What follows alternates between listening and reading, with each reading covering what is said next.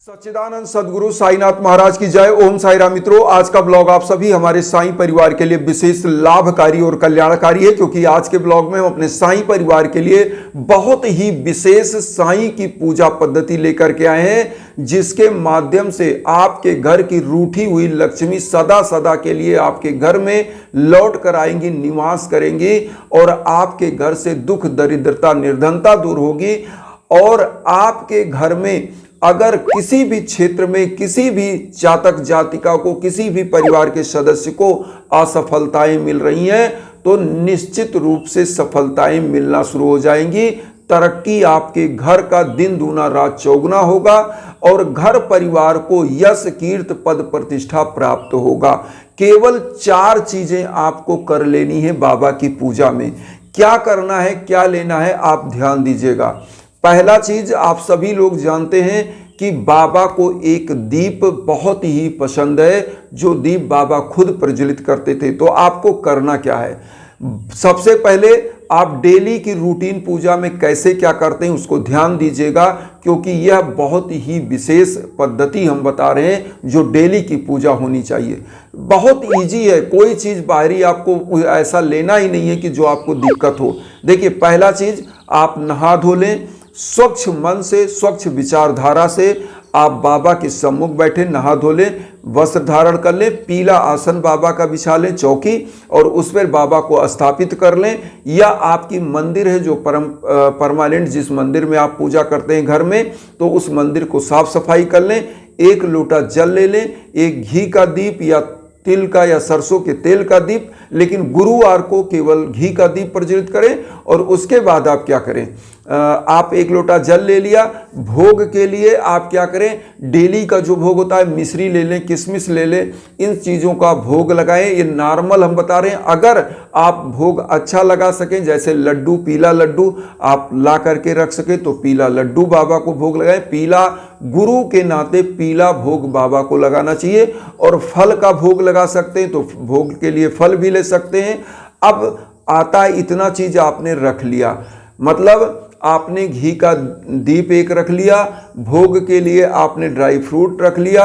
और उसके बाद आपको करना क्या है, तीसरा चीज आप ध्यान दीजिएगा कि बाबा को सबसे अच्छा चीज जो आप कर सकते हैं कि बाबा के सम्मुख भोग लगाने के बाद आपको 1 लोटा जल जो आपने रखा है, इस जल को जरूर रखिएगा, भूलिएगा नहीं।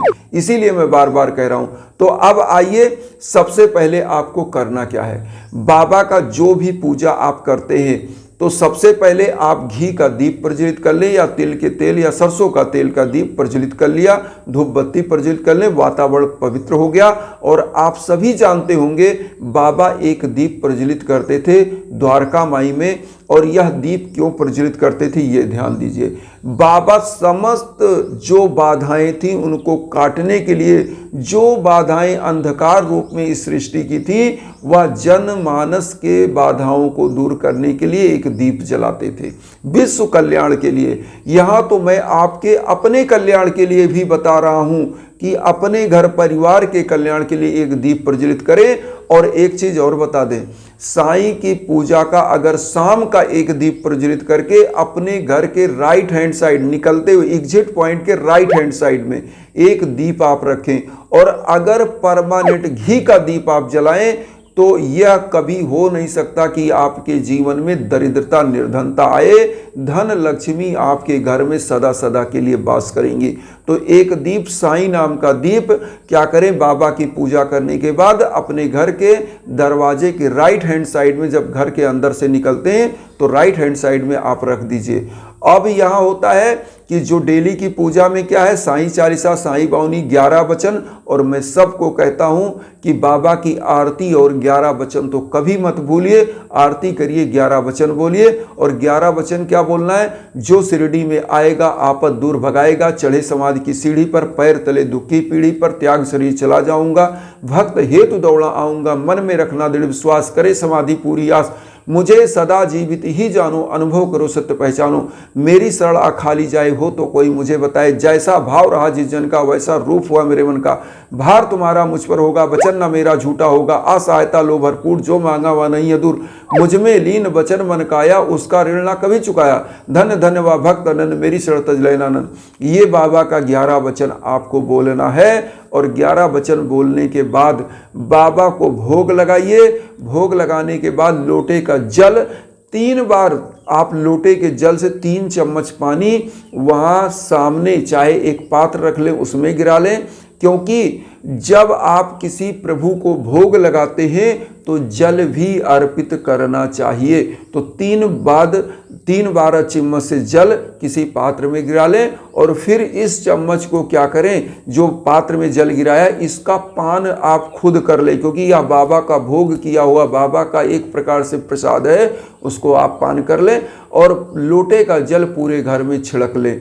और उसके बाद अब क्या करना, दीप जला दिया, भोग लगा दिया, लोटे का जल पूरे घर में छिड़क दिया। चौथा काम आप ध्यान दीजिएगा, कभी भी किसी भी साईं मंदिर जाएं या अपने घर के मंदिर में बाबा को बृहस्पतिवार को जरूर भोग लगा करके गरीबों दीन दुखियों को कुछ प्रसाद वितरण करें। चाहे खिचड़ी बनाकर वितरण करें, चाहे पीला फल वितरण करें, चाहे पीला लड्डू ही वितरण करें, क्योंकि गुरुवार बाबा का विशेष दिन होता है। और गरीबों दीन दुखियों की आप जितनी मदद करते हो उतना ही आपके ऊपर बाबा की कृपा बनती है। आप सभी लोग जानते होंगे बाबा शिरडी में क्या करते थे, वो 4 से 5 घर में भिक्षा मांगते थे और जो मांग कर लाते थे वह भी स्वयं खाते थे, लोगों को खिला देते थे। और बाबा का सबसे बड़ा जो कार्य है गरीबों दीन दुखियों जीवात्माओं की सेवा।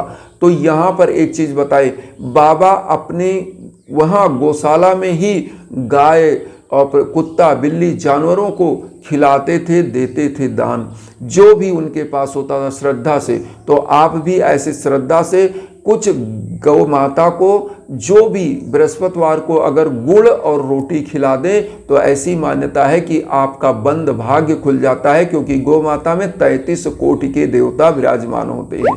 अब यहाँ पर आता है कि देखिए, अगर आपके घर में बाधाएं हैं तो आप क्या करें, वस्त्र दान करें गरीबों को, क्योंकि आपके शरीर पर अगर बाधा है तो वस्त्र दान करने से आपके शरीर की बाधाएं दूर होती हैं। अगर घर में आपके बाधा है तो आपको अन्न दान करना चाहिए, क्योंकि जैसा खाए अन्न वैसा रहे मन। तो घर में से जब अन्न निकालकर और गरीब को दान करते हैं तो आपके घर के अन्न की बाधा भी दूर हो जाती है। और ऐसे घर में जो भी प्रसाद आप लोग पाते हैं, अन्न रूपी प्रसाद, वह आपके तन मन को बढ़ाता है। और तन मन जब बढ़िया होता है तो धन अपने आप आता है। तो ये चीज़ आप जरूर करें। आज एक और खुशखबरी हम आपको सुनाना चाहते हैं, जो है उड़ीसा से। और उड़ीसा के हमारे एक अनन्य साईं भक्त जो हमारे साईं परिवार के हैं, जो हमसे बहुत दिनों से जुड़े हैं, उनके लिए हमने अभी कुछ दिन पहले, मतलब मान के चलिए लगभग 7-8 महीने पहले की यह बात है, हवन हुआ था। और लगातार हवन उनका होता है, लेकिन उनके लिए हवन हुआ था।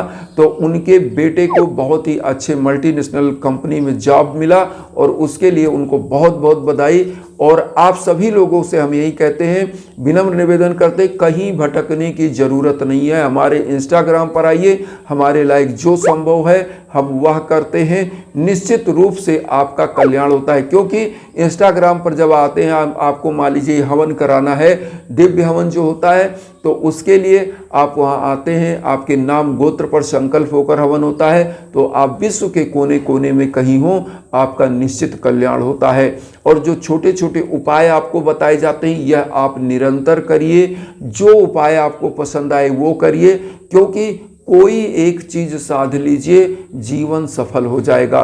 क्योंकि कहावत है ना कि इस कलयुग में सबसे बड़ा आधार नाम का है। कलयुग का है नाम आधारा, सुमिर सुमिर न रूत रही पारा। तो प्रभु को सुमिरन के लिए ही यह उपाय बताए जाते हैं कि आप प्रभु को कभी भूलें ना, उनके श्री चरणों में अपने आप को अर्पित रखें और आपकी भव बाधाएं प्रभु निरंतर हरेंगे।